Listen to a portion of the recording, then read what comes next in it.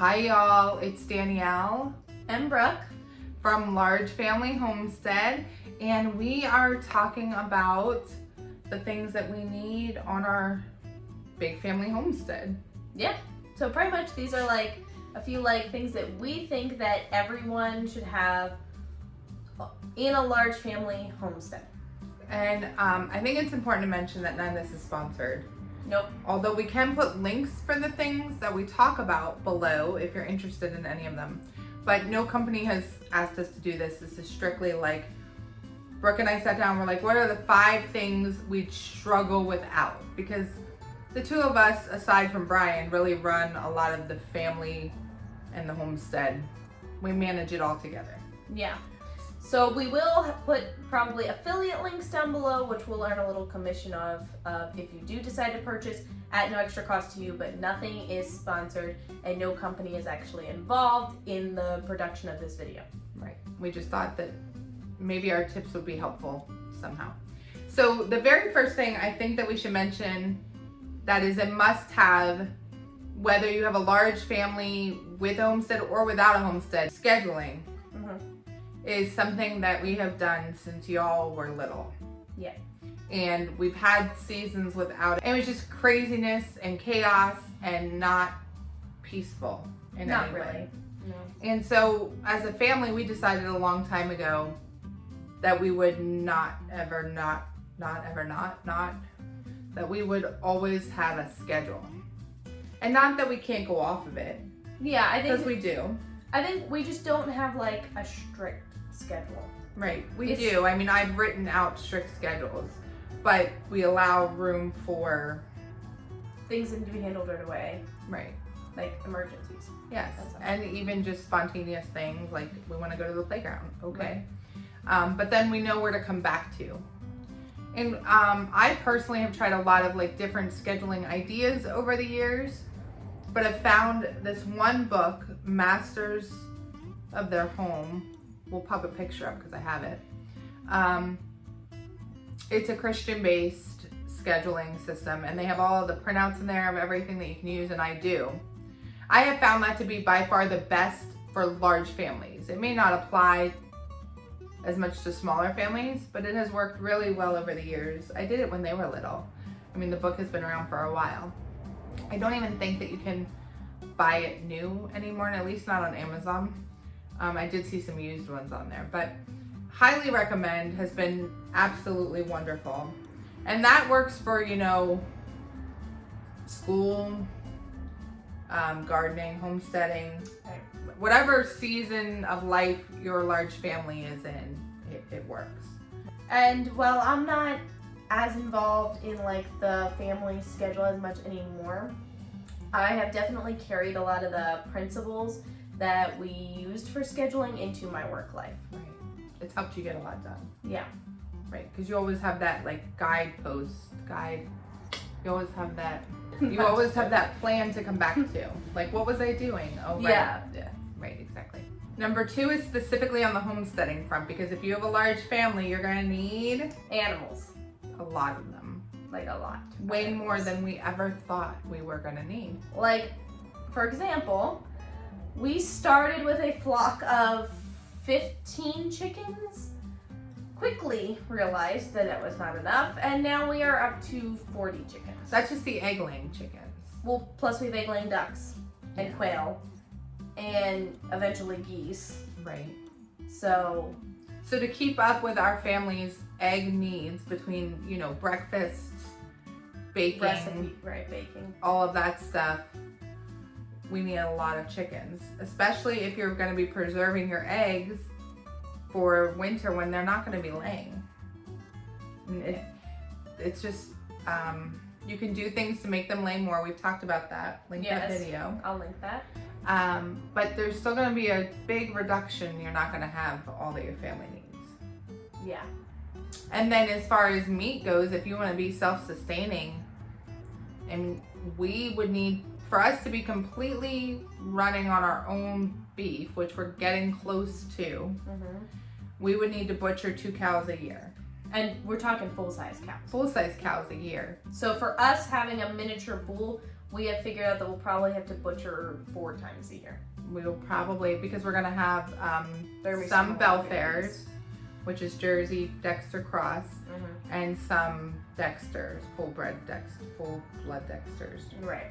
which are small. So, so that is a definite need on a homestead with a large family. Right.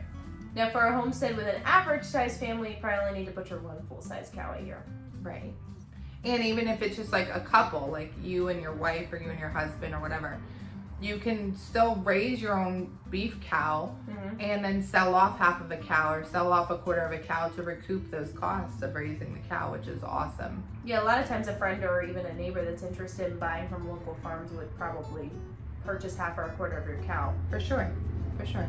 So then a lot of our life is spent in the kitchen. So much. I mean, I am just always in the kitchen anymore. The girls used to do a lot of the cooking when they were like older teen, like 15, 16, 17. Yeah. And then when they started doing their own businesses, it all sort of fell back to, because the boys are not cooking. So I spend a lot of time in the kitchen, and they do too. Brooke does all the dairy stuff. Bailey does some baking. I mean, they're still helping out. Don't get me wrong. That's not what I'm saying. I'm just saying they went from doing a lot of the cooking to Less. not. And so the last 3 things are going to be related to what a large family needs in the kitchen, because there's a lot of mouths to feed. Let's just be honest. And the number 1 thing is my 10-quart crock pot. Look, we have a 6-quart crock pot, we have a 7-quart crock pot, but there's nothing like our 10-quart crock pot. Sadly, it got broken But we got a new one. by a boy, and we had to go without it for a little bit because I budget for these things. I don't just buy whatever whenever. Right. I'm always keeping within a budget. Yeah, look, they're very expensive. Yeah, you can. I was waiting until it went on like a Black Friday sale or Prime Day sale or whatever. Right. I just wasn't going to spend more than I needed to. So for a while there, we did the 6 and the 7 quart for meals. That was not so fun. The 10 quart is the way to go, especially even if you're not a large family, but you go to gatherings, you go to church, potlucks, whatever.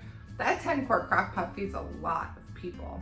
And makes meal prep really easy. So easy. Love the 10 quart crock pot. The 4th item along the same lines is stock pots of varying sizes. We have multiple stock pots. I think we have 3 different sizes. Varying sizes, huge, not so huge, normal. In between those 2. And sometimes I have 2 or 3 of those going at a time. If I'm making broth, if I'm making chili, whatever, I need large stock pots because I like to cook in that we can put one away for later. So I like to have one now, have one for later. Right. And I've even used our largest stock pot for water bath canning. So for those of you that don't know, you can water bath can in any pot that is tall enough to fill up with enough water to cover your jars by a couple inches. Right. And you use it for dairy making. And I use it for dairy making because when you need to work with 2 to 3 gallons of milk at a time, Right. you need a big pot. So what do you use the stock pot for? What kind of cheese? Mozzarella I normally make in smaller batches, so I'll just use like our Dutch oven. But for like cheddar, I normally work in 2-gallon batches, so I use the stock pot for that. And so speaking of canning, let's go right into the last one. Number 5 is canning supplies. Yeah, so you will need a pressure canner. That's a definite must-have. You cannot water bath can everything. You can only water bath can high acidity items. So you'll need a pressure canner to can things like meat, vegetables, soups, anything that contains any low acidity ingredients. So that's a definite must-have. I recommend having a canning funnel, lots of jars and lids. You'll need them. I also recommend having a tool to measure headspace and jar lifters. I know a lot of people say you can use tongs. I know from experience it's very easy to burn yourself using tongs. Don't use tongs. Get a jar lifter. They're so cheap. You might as well just have it. Other than that, can you think of anything else that we use Not for regularly the for canning. No, I mean, for us, it saves us so much money to buy things in bulk. And then especially from Azure Standard, whenever their like produce is on sale, we'll just buy it in bulk and can it. And then we have it in the pantry and we can enjoy that fresh fruit Yeah. whenever, and we don't have to rely on the grocery store. Right, so even if you're not a homesteader, getting into canning is something you might want to look into. Right, You absolutely. can buy bulk meat, bulk fruit, bulk vegetables, and can it and use it as you need to. Like, I prefer to can a lot of our chicken after we butcher our Mhm. meat birds, because it's just easy to have it right on the shelf, ready to go, make some chicken salad, make whatever. I don't even have to cook it. It's all cooked through the canning process. Mm-hmm. So it just makes life a lot easier and meal prepping a lot easier. I am sure that we're gonna walk away from this with like, we should have said this or we should have said that. And so maybe there'll be a part 2.